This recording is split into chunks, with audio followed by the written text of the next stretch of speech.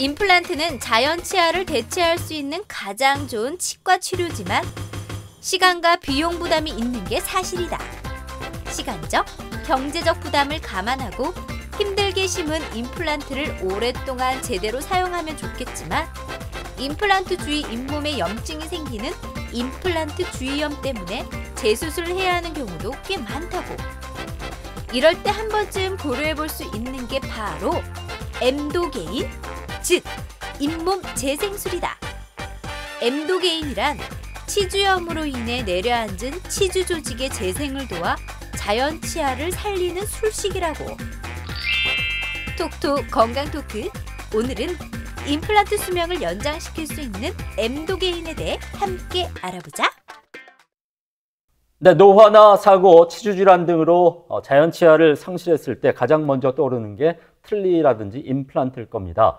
하지만 이런 치아 인공 대체물이 아무리 좋아졌다고 해도 자연 치아를 대체하기는 또 힘들 겁니다. 네, 톡톡 건강 토크, 오늘은 임플란트와 자연 치아의 차이에 대해서 자세히 알아볼까 합니다. 네. 오늘 도움 말씀 주실 분 나와 계신데요. 네. 구강외과 전문의 윤홍식 대표 원장께서 나오셨습니다. 네, 안녕하십니까? 안녕하십니까? 네, 그럼 먼저 3분 브리핑을 통해서 자연 치아에서 잇몸이 어떤 역할을 하고 또 치아 주변에 염증이나 세균 덩어리가 생기면 어떻게 되는지부터 함께 설명을 들어보도록 하겠습니다. 원장님 부탁드리죠. 네. 네, 저희들이 그 구강 상태를 보면 일반적으로 쉽게 치아와 잇몸을 볼 수가 있습니다. 그런데 이제 가만히 보면 치아 주위로 잇몸이 이렇게 물결 모양으로 치아 주위를 감싸고 있는 것이죠. 그래서 치아의 앞뒤 그리고 치아 사이에 잇몸이 꽉 들어차서 일반적으로 보기에는 이게 정상적이다 또는 굉장히 아름답다라고 느낄 수가 있는 것이죠. 그런데 이 잇몸을 한가닥 이렇게 벗겨보면 우리가 경조직이라고 그러죠. 치아하고 잇몸뼈가 남습니다. 그런데 잇몸뼈도 보면 치아 주위를 따라서 이렇게 물결 모양으로 되어 있는 것을 볼 수가 있습니다. 그래서 우리의 피부에 해당되는 잇몸이 이 치조골과 치아를 따라서 이렇게 있는 것을 볼 수가 있는데요. 자, 그렇다면 우리가 한 가지 의문이 생기는 게 있습니다. 뭐냐 하면 치아라는 것은 잇몸뼈에서부터 구강 내로 이렇게 관통하는 어떤 구조물이죠. 그렇게 되었을 때 구강 내에 있는 세균들이 치아를 따라서 잇몸뼈로 가지 않을까라는 의문을 가질 수가 있습니다. 이렇게 되었을 때 그러면 이것을 막고 방지하는 어떤 해부학적 구조가 있을까, 또 어떤 기전이 있을까라고 생각할 수가 있는데요. 자, 치과에서는 그러한 그 구조물을 생물학적 폭경 또 생물학적 어떤 방음막 정도라고 생각할 수가 있는데요. 이 사진에서 보면 치아하고 잇몸뼈하고 사이에 이렇게 잇몸이 이렇게 치아를 따라 이렇게 둘러싸져 있습니다. 그래서 이 부분을 우리가 생물학적 폭경 또는 생물학적 방음막 정도라고 이야기할 수가 있습니다. 그래서 아주 얇은 잇몸이 치아 주위를 꽉 잡고 있는 거예요. 쉽게 이야기해서. 그렇게 되면 구강 내에 있는 세균들이 잇몸 안으로 또 잇몸뼈 안으로 갈 수 없게끔 막아주는 어떤 구조물이 될 수가 있습니다. 그런데 이 얇은 잇몸이 어느 정도 되느냐라고 봤을 때 우리가 보면 한 2에서 3mm 정도로 아주 얇습니다. 이 얇은 잇몸의 두께가 그러한 엄청난 일을 하고 있는 거죠.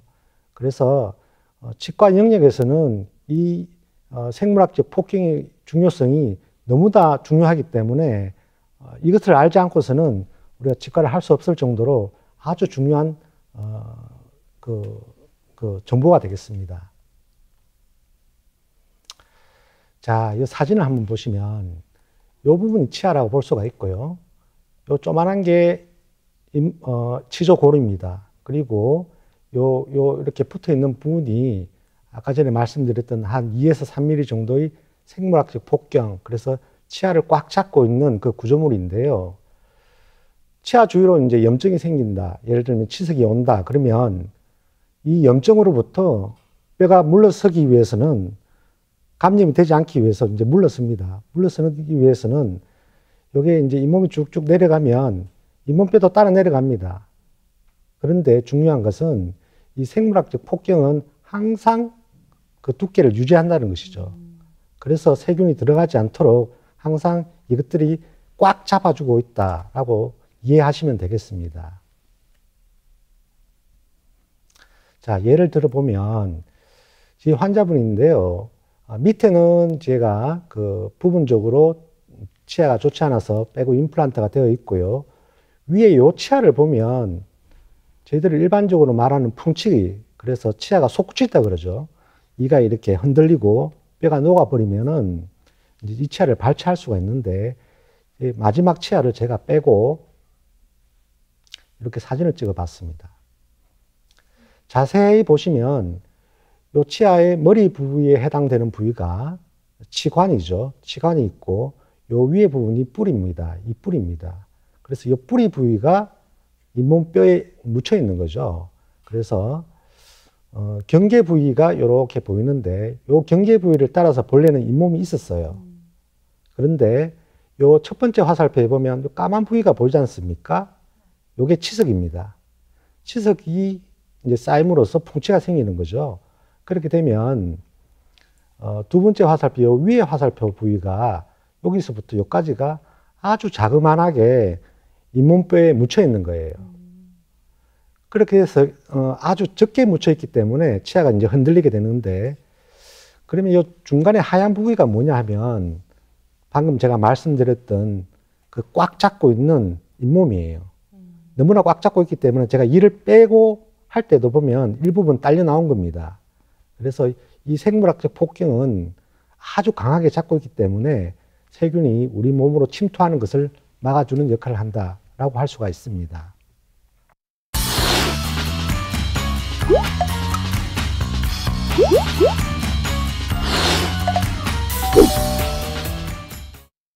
네, 앞에서 자연치아에는 생물학적 폭경, 그러니까 외부 세균으로부터 침범당하는 것을 막기 위해서 치아의 뿌리 부분에 2에서 3mm 정도의 두꺼운 조직이 있다고 해주셨는데, 이게 임플란트에도 있다고 들었습니다. 근데 이거는 자연치아와는 차이가 좀 있다고요? 네, 그렇습니다. 자연치아하고 임플란트에는 똑같이 세균을 막기 위한 장치물이 있는데요. 똑같은 개념입니다. 그런데 가장 큰 차이점은 시작하는 점이 다릅니다. 시작하는 위치가 다릅니다. 자, 이 사진을 보시면 치아는 하나의 가닥으로 되어 있죠. 뿌리와 머리 부위가 하나의 가닥으로 되어 있기 때문에 뿌리하고 머리 부위에 틈이 없습니다. 그래서 세균이 여기서부터 시작된다라고 할 수가 있습니다. 머리 부위에서. 그런데 임플란트는 가만히 생각해 보시면 임플란트를 하신 분들도 많겠지만 쉽게 이야기해서 그 뿌리에 해당되는 그 나사 부위가 뼈 안에 있고, 그리고 머리에 해당되는 저 치관 부위는 밖으로 나와 있는데, 실제로 이 부위가 서로 나누어져 있습니다. 그래서 우리가 밖으로 보기에는 굉장히 정밀하게 이렇게 나사로 연결되어 있는 것처럼 보이지만, 실제로 우리가 현미경으로 보면 세균이 살기에는 너무나 광활한 운동량인 거예요. 큰 넓은 장소이기 때문에 세균이 이 뿌리하고 머리 사이에 여기 접촉점에서부터 시작되기 때문에 여기서부터 뼈가 물러서는 겁니다. 이러한 점에서 임플란트의 생물학적 폭경은 치아보다는 항상 아래쪽에 있다라고 생각하시면 됩니다. 그래서 제가 임플란트를 이렇게 심을 때는 이 부분이 뼈입니다. 뼈하고 딱 맞게 심거든요. 자, 요게 2개월, 3개월 지나서 이제 입번을 뜨죠. 그래서 이를 이제 만들게 되면 요 위에 하얀 부분이 이제 크라운 그 이 모양이죠. 그래서 요 밑에 부위가 뿌리에 해당되는 아까 전에 그 임플란트입니다. 제가 심었을 때는 뼈하고 딱 맞게 심었는데 이 보면 뼈가 좀 내려가 있죠. 생물학적 폭경이 여기서부터 시작되기 때문에 자연스럽게 뼈하고 떨어지게 되는 겁니다. 그래서 이 사진은 굉장히 정상적인 엑스레이라고 할 수가 있겠습니다. 자, 치아는 그 위에 있기 때문에 큰 문제가 없는데 임플란트는 이 접촉점 때문에 밑에만 있는 게 아니고 옆으로도 생물학적 폭경이 있다라고 말씀드릴 수가 있습니다. 즉 말해서 3차원적이라는 거죠. 그런데 이 부분이 중요한 이유가 뭐냐면 임플란트하고 임플란트 사이가 이렇게 이제 보통 거리가 있는데요. 그 세균하고 이렇게 떨어져 있을 때는 이 중간에 이 뼈입니다. 뼈인데 이렇게 거리가 유지되면 이 정도 선에서 이제 뼈가 형성되어 있는 거죠. 그런데 임플란트 사이가 가까워지면 어떻게 되느냐. 세균이 가까우니까 뼈가 좀 물러나는 겁니다. 그렇게 되면 뼈가 밑으로 도망갈 수밖에 없습니다. 이렇게 되면 우리가 임플란트를 너무 가깝게 심었다 그러면 공간이 더 많아지게 되는 겁니다. 그렇게 되면 음식물도 더 많이 끼고 보기도 좀 더 싫어지는 그러한 임플란트를 만들 수가 있는 거죠. 그래서 옆으로의 생물학적 폭경도 굉장히 중요하다라고 말씀드릴 수가 있습니다. 자, 실제로 임상 사진에서 보면 제가 이거는 적시 임플란트를 한 경우인데요. 여기 보면 치아 2개를 뺐습니다. 빼자마자 제가 바로 심었는데요. 처음에는 뼈가 이 사이에 뼈가 그대로 있습니다. 바로 심었을 때는. 그런데 제가 이를 본떠서 이를 만들고 나면 이 치아 사이에 또 임플란트 사이의 간격이 어쩔 수 없는 그 간격 때문에 중간에 뼈가 녹아내야 됩니다. 이러한 과정을 반드시 거친다는 것을 알아야 되겠죠. 임플란트가 자연 치아를 대체할 수 있는 가장 좋은 대안이긴 하지만 그래도 타고난 이 자연 치아를 또 따라갈 수는 없잖아요, 원장님. 결국에는 이 임플란트와 이 자연 치아의 차이를 잘 이해해야지 성공적으로 임플란트를 식립할 수 있을 거라 생각이 되네요. 네, 그렇습니다. 그래서 우리가 이제 임플란트를 하는 목적이 뭐냐라고 환자분들이 물을 수가 있는데요. 결국에는 임플란트는 뼈하고 잘 붙는 것도 중요합니다. 그거는 아주 기본적인 것이고요. 결국에는 임플란트를 했을 때 주위의 치아와 잘 어울려야 되겠죠. 그래서 치아를 한 건지 안 한 건지 잘 모를 정도로 되어 있을 때 성공적인 임플란트라고 우리가 할 수가 있습니다. 자, 이 부분은 보시면은 당장 보기에는 어느 치아가 치료했는지 잘 모를 정도로 치료가 잘 되어 있는데요. 맨 처음에 이 환자분이 왔을 때는 이렇게 이가 부러져 왔습니다. 그래서 이 부분은 어느 정도 위에 부분이 좀 남아 있어서 신경치료를 해서 씌웠고요. 요거는 너무 많이 부러져서 빼고 임플란트를 한 경우입니다. 그런데 이게 보면 이제 엑스레이를 제가 이렇게 붙여봤는데요. 이렇게 실제로는 이게 임플란트다라고 할 수가 있고요. 아까 전에 말씀드린 것처럼 생물학적 폭경 위치가 다릅니다. 뼈가 여기에 있고 치아는 위에가 있죠. 그림으로 다시 보신다면 항상 이 주위의 치아에는 뼈가 위에 있지만 임플란트 주위에는 이렇게 꺼져 있다는 것을 우리가 인식하고 임플란트 치료를 해야 아주 자연스러운 치아 모양을 만들 수가 있습니다. 그래서 환자분들이 여쭤봅니다.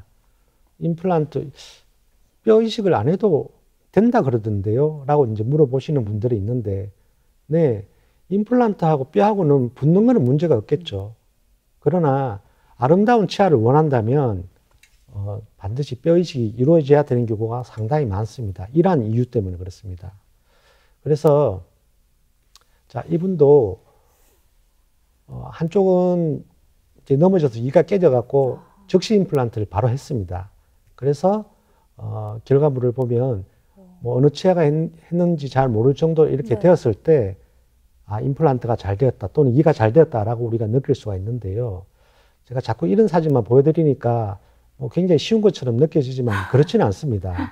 실제로 보면 이런 경우가 상당히 많은데요. 자, 환자분이 오셔갖고 요렇게 돼갖고 오셨어요. 여기 보면 임플란트가 뼈하고는 잘 붙어 있습니다. 그러나 임플란트가 이렇게 노출되어 있죠. 그리고 치아가 되게 길어 보이잖아요. 그래서 이렇게 그 생물학적 폭경 어떤 그런 부분이랑 뼈 이식을 잘 되었을 때 그래도 자기 치아처럼 그렇게 느껴질 수 있다라고 말씀드릴 수가 있습니다. 네, 이렇게 사진을 보면서 설명을 들으니까 더 잘 이해가 되는 것 같아요. 여기서 그럼 제가 또 궁금한 게 한 가지가 생기는데요, 원장님. 자연 치아 주변에 염증이 생기고 또 좀 인공적으로 심은 임플란트 주변에 염증이 생겼다. 그러면 또 어떻게 되는지가 궁금하거든요. 일단 생물학적으로 좀 다르다 보니까 좀 명확한 차이도 있을 것 같아요. 어떤가요? 네. 물론 자연 치아하고 그 임플란트 사이에 생물학적 폭경이라든지 이렇게 구조물 차이가 있기 때문에 염증이 생겨도 달라지게 되는데요. 자, 자연 치아부터 보면 쉽게 이야기해서 요 빨간 부분이 잇몸입니다. 잇몸이고 요 하얀 부분이 이제 치아라고 봤을 때 잇몸하고 치아 사이에 이렇게 섬유 조직들이 직각으로 빡빡하게 붙어 있어요. 자연 치아는. 그래서 또는 치아하고 치아 사이에도 보면 수직으로 이렇게 붙어 있는 거예요. 이렇게 섬유 조직의 방향이 이게 꽉 붙어 있기 때문에 바깥에 있는 세균이라든지 어떤 물리적인 침범에 대해서 막아주는 힘이 굉장히 강합니다. 반면에 임플란트는 요게 이제 방금 말씀드렸던 자연 치아를 현미경으로 본 사진인데요. 섬유 조직이 아주 빡빡하게 수직으로 연결되어 있잖아요. 반면에 임플란트는 보면 이거 임플란트 까만 부위가 임플란트인데요. 확대해서 이렇게 위에서 동그란 부분을 위에서 이렇게 잘라서 본 모습입니다. 봤을 때 이 자연 치아와 다르게 섬유 조직이 이렇게 평행하게 되어 있어요. 그래서 섬유 조직의 주행 방향이 다릅니다. 그래서 임플란트는 섬유 조직이 이렇게 임플란트를 느슨하게 감싸고 있다고 볼 수가 있어요. 그래서 자연 치아는 이렇게 꽉 끼어 있고 임플란트는 이렇게 느슨하게 잡고 있기 때문에 감염에 굉장히 취약하다라고 할 수가 있습니다.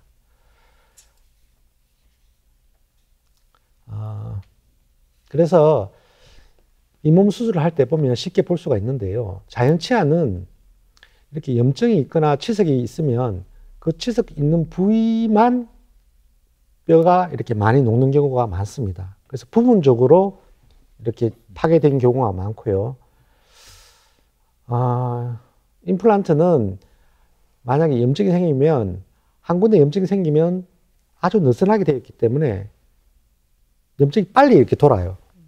임플란트 주위로. 그래서 임플란트 주위에 염증 몸을 열어보면 항상 보면 동그랗게 뼈가 이렇게 파괴되어 있습니다. 그게 가장 결정적인 차이가 되겠습니다. 그래서 그런 이러한 해부학적 차이 때문에 염증 양상도 다르다라고 말씀드릴 수가 있죠. 네, 우리가 또 양치할 때 피가 나거나 잇몸이 붓는 경우가 있습니다. 그러다 치아가 시리기도 하고 또 심지어 흔들리기도 하는데 이게 바로 잇몸병 아니겠습니까? 원장님, 근데 이걸 치료하는 방법으로 엔도게인이라는 치료제가 있다고 하던데 이게 어떤 건가요? 네, 엔도게인이라는 치료는 결국에는 단백질입니다. 단백질인데 이것의 어떤 그 기본적인 개념은 우리가 보면 치아가 아직 나지 않았습니다. 이렇게 잇몸 안에 있는데요. 잇몸 안에 있을 때 치아의 머리 부분만 생기고 아직 뿌리 부분은 발달되지 않았습니다. 그래서 뿌리 부위가 발달되면서 치아 주위에 이제 치주 조직들이 이제 만들어지거든요. 그래서 그 주위에 뭐 여러 가지 뭐 섬유 조직이라든지 그리고 시멘툼이라는 어떤 조직 그리고 치조골, 잇몸뼈라 그러죠. 그런 조직들이 만들어지는데요. 그런 그 조직들이 만들어지는 기원이 이 치아 주위에 여기 단백질에서부터 이제 기원이 되는 겁니다. 그래서 요 단백질을 추출해서 만들어 놓은 이제 제품이 이제 우리가 엔도겐이라는 제품입니다. 그래서 시제품으로 나오는데요. 이렇게 이제 주사기 모양으로 나와서 우리가 이제 파괴된 조직에 이렇게 쭉 짜면 그것들이 이제 주위의 치주 조직들을 재생하는 그러한 기준으로 우리가 사용할 수가 있습니다. 그렇군요. 저는 요즘에 그 차인표 씨도 아닌데 양치하다 보면 정말 막 분노의 양치질을 한 것처럼 잇몸에서 피가 너무 좀 자주 나고 특히 이렇게 물을 먹으면 너무 싫어가지고 거의 입안이 한겨울이거든요, 원장님. 좀 찾아봐야 될 것 같아요. 근데 엠도게인 좀 솔깃합니다. 이게 자연치아에서 실제로 어떻게 적용이 되는지 사례를 좀 들어주시면 좋을 것 같아요. 네. 그 자연표처럼 이렇게 양치하는 건 좋지 않습니다. 이렇게 좀 꼼꼼하게 하는 게 중요한데요. 어쨌든 간에 그 엔도겐을 쓰면은 여기 치아가 있으면 이렇게 이제 뿌리가 이렇게 완전히 보일 정도로 뼈가 다 녹았어요. 그래서 우리가 말씀드리는 보통 풍치죠. 뼈가 많이 녹았는데 이 치아 주위의 염증 조직을 다 긁어내는 겁니다. 긁어내고 잇몸 수술을 하는 거죠. 하고 나서 그래 바로 잇몸을 덮는 게 아니라 아까 전에 말씀드렸던 엔도겐이라는 어떤 그 물질을 이렇게 쭉 짜 넣습니다. 이렇게 이제 우리가 임상적으로 적용할 수가 있는데요. 이 환자분 보면 요 노란 게 보이시나 모르겠는데 이게 이제 고름이에요. 잇몸에 이제 고름이 가만히 있어도 이렇게 쭉 나오죠. 그리고 치아가 많이 흔들려요. 이 송곳니 부위인데 엑스레이를 보면 이렇게 뼈가 이렇게 많이 녹아있는, 뿌리 끝까지 녹아있는 것을 볼 수가 있습니다. 그러다가 이제 잇몸을 열었죠. 열어서 깨끗하게 우리가 이제 염증을 제거하고 나서 이렇게 젤 타입으로 되어 있는데 이렇게 쭉 짜갖고 넣고 이렇게 이제 마무리를 하는 거죠. 그렇게 되면 옛날에는 여기 보면 까만 부위가 이제 뼈가 녹기 시작하는 거죠. 주위에 이제 치주 조직이. 그래서 이가 많이 흔들리고 뭐 고름이 나고 이런 상태인데 엔도겐 넣고 나서 한 4년 지나고 난 사진인데요. 뼈가 이렇게 올라와 있습니다. 이만큼 뼈가 좀 재생이 됐죠.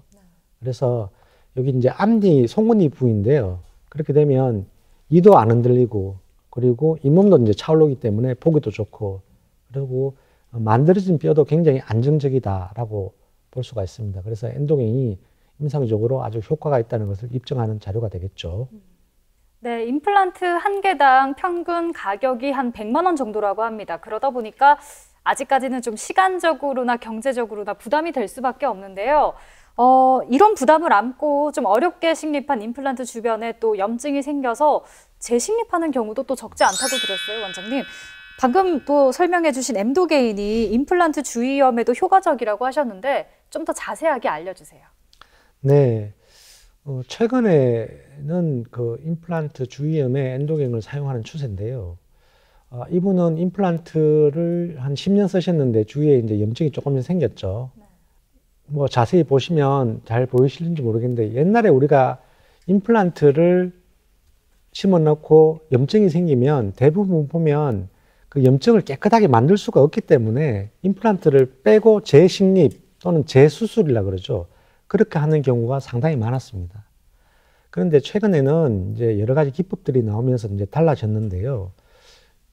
여기 보면 뭐라 해야 되나 수세미 같죠. 수세미 같이 이제 타이타늄 브러쉬라 그러는데 이 임플란트 주위의 염증을 깨끗하게 기계적으로 이제 닦는 거예요. 수세미처럼. 지금 보면 좀 광이 나는 것처럼 보이는데 이렇게 해서 임플란트 표면은 치아하고 다르게 굉장히 거칩니다. 그렇기 때문에 긁어내기가 쉽지 않습니다. 그래서 재식립 또는 재수술을 많이 했는데요. 지금 이제 이러한 재료들이 많이 나와서 깨끗이 긁어내는 게 중요합니다. 항상 뭔가를 우리가 이제 시도할 때는 주위의 조직, 그 오염된 조직을 다 제거하는 게 가장 기본이고 그게 가장 중요한 것이죠. 그리고 또 보면 이분도 임플란트를 좀 오래 쓰셨는데 이 부분에 염증이 생겼어요. 그래서 또 한 가지 방법은 아까 전에는 기계적 방법으로 깨끗이 닦아냈는데 요거는 이제 레이저를 이용해서 물방울 레이저 같은 걸 이용해서 화학적으로 세균을 거기에 붙어있는 세균을 다 죽여버리는 거예요. 그런 방법도 있습니다. 그렇게 해서 실제로 이제 임상적으로 사용된 경우를 보면 이분도 임플란트를 하고 한 5년 정도 지났는데 이 염증이 생긴 거죠. 그래서 엑스레이도 보면 뼈가 녹아 있고 그래서 이게 이제 레이저라든지 기계적 방법으로 깨끗하게 만드는 거죠. 그리고 나서 엔도겐 물질을 넣고 그렇게 해서 이제 마무리 졌습니다. 그래서 실제로 이 환자 적용되는 경우를 보면 여기 이제 뼈가 많이 녹아 있죠. 염증으로 인해서. 그래서 엔도겐을 사용해서 뼈가 이렇게 올라온 것도 볼 수가 있습니다. 네, 이렇게 임플란트 주변 염증을 치료하는 방법까지 자세히 한번 알아봤습니다. 네. 원장님 끝으로 방송을 보고 계신 시청자들께 전하고 싶은 말씀이 있으면 해주시죠. 이제 지금 임플란트가 대중화로 인해서 임플란트를 하신 분들이 점점 늘어나고 또 고령화로 인해서 또 이제 수명은 늘어나고 이런 상태에서 기존에 이제 임플란트에 대해서 염증이 생겨서 이제 고생하시는 분들이 점점 또 늘어나는 추세입니다.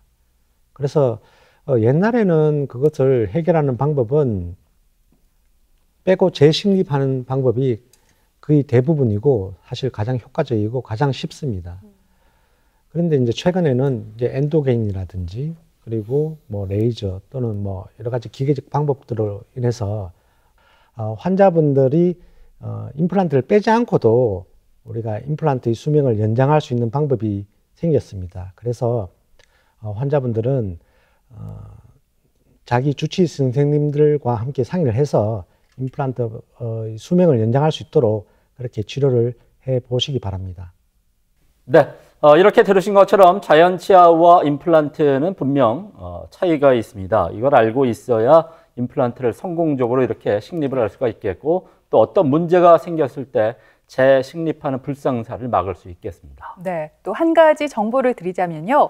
만 65세 이상 어르신의 경우 평생 2개의 임플란트에 한해서 치료비의 30%만 부담하면 된다고 하니까요. 네. 더 늦기 전에 치과 치료 꼭 받아보시기 바랍니다. 네. 지금까지 이 시간 도움 말씀에 구강외과 전문의 윤홍식 대표 원장께서 수고해 주셨습니다. 네, 오늘 고맙습니다. 고맙습니다.